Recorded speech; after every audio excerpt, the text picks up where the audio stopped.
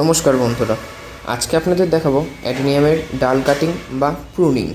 অ্যাডেনিয়ামে খুব সহজেই ফাঙ্গাসের আক্রমণ হয়, তাই ডাল কাটার আগে ছুরিটায় একটু অ্যালোভেরা লাগিয়ে নিচ্ছি।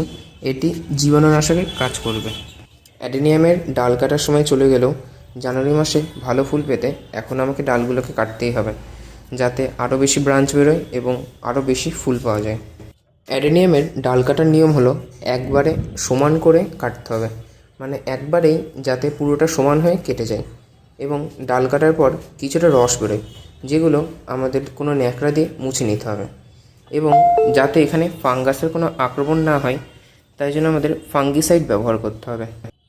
আমি এই ফাঙ্গিসাইডটা যাতে বৃষ্টির জলে ধুয়ে না যায় তাই আঠা ব্যবহার করছি।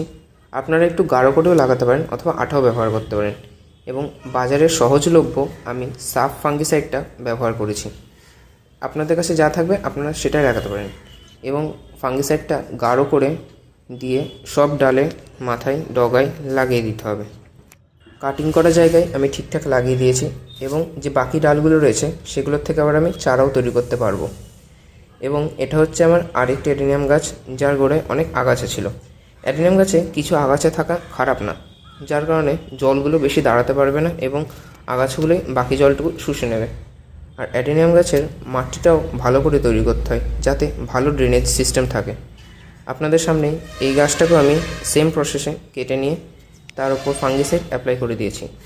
এভাবে আপনারা অ্যাডেনিয়ামের কাটিং করতে পারেন যাতে গাছ ভালো থাকবে। ফাঙ্গিসাইড শুকিয়ে যাওয়ার পর বৃষ্টি এলেও আঠার কারণে ফাঙ্গিসাইড ধুয়ে যাবে না। তবে আসি বন্ধুরা, আজকের মতো।